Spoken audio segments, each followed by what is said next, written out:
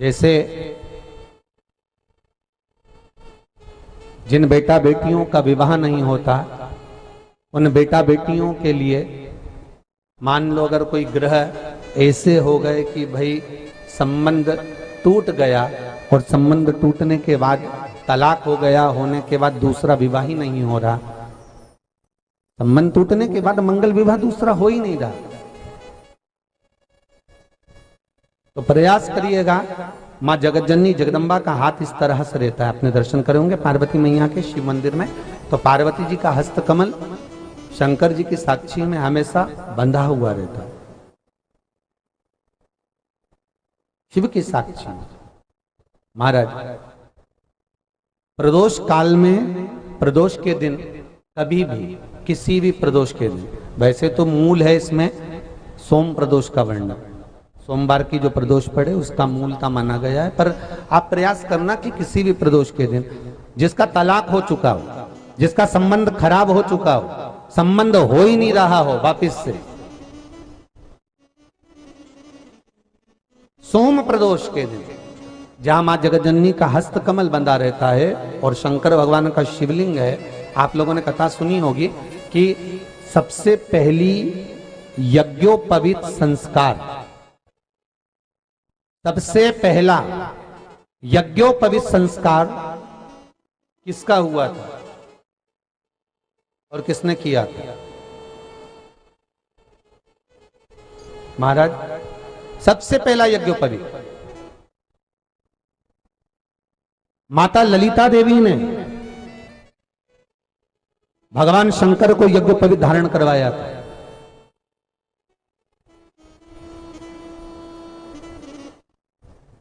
मां ललिता देवी ने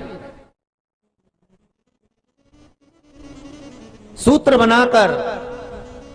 अपने हस्त कमल से भगवान शंकर के सम्मुख में बिठाकर भोलेनाथ जी के हस्त कमल से स्वतः सूत्र बनाया था। भगवान शंकर प्रसन्न हो गए थे, बहुत प्रसन्न भोलेनाथ जी, इसलिए शंकर भगवान ने ललिता देवी को 2 वर दिए थे, एक किसी का अश्रु नहीं देखूंगा, दूसरा जो यज्ञोपवीत समित समर्पित करेगा, यज्ञोपवीत का भाव जो मुझे देगा उसके जीवन में बाधाओं को हर लूंगा। इसलिए आज भी हिंदू धर्म में देवताओं को जो यज्ञोपवीत चढ़ाया जाता है वो उलझा हुआ नहीं होना चाहिए। देवताओं को जो यज्ञोपवीत चढ़ता है उसको सुलझा कर चढ़ाया जाता है, समर्पित करेगा।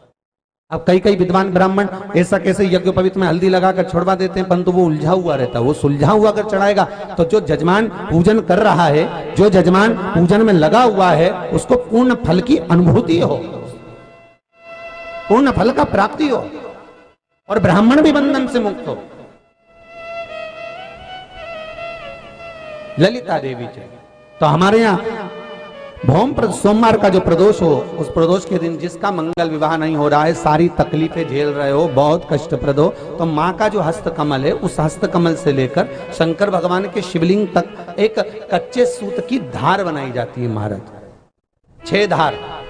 कच्चे सूत की बनाई जाती है। यहाँ शंकर भगवान का शिवलिंग है, यहाँ माता का हस्तकमल है, हस्तकमल से चालू होकर शिवलिंग, शिवलिंग से चालू होकर हस्तकमल, ऐसी 6 धार बनाई जाती है माता। और धार बनाकर उस धार पर माखन का लेपन किया जाता है भगवान शिव को। जैसा ललिता माता ने भगवान शंकर से वर प्राप्त करा था, उसी तरह फिर उस लेपन को लगाने के बाद उसको उतारकर उसी को लपेटकर शंकर भगवान पर उसको चढ़ा दिया जाता है, मात्र अपनी मंगल विवाह की कामना कर कर। अगर कोई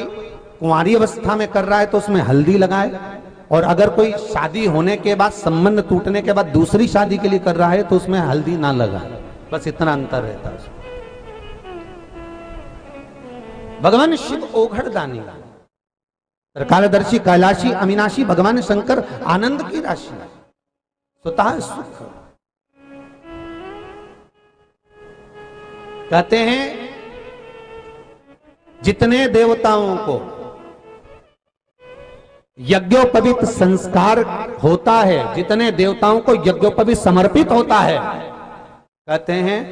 सबसे ज्यादा प्रसन्न बाबा भोलेनाथ, मेरा विश्वनाथ, मेरा शंभु होता है कि मेरे स्वरूप में ही ये यज्ञोपवीत देवता धारण कर रहे हैं, देवता अपने पास में रख रहे हैं।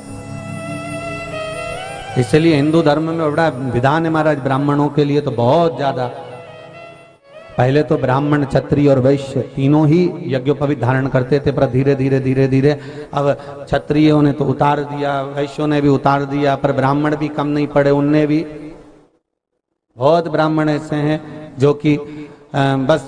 विवाह होता है जब उनका यज्ञोपवीत हो जाता है, पर उसके बाद में उसको धीरे धीरे कर कौन बांधा में पड़े, कौन बंधन में पड़े, उतार देते हैं। पर शिव महापुराण की कथा कहती है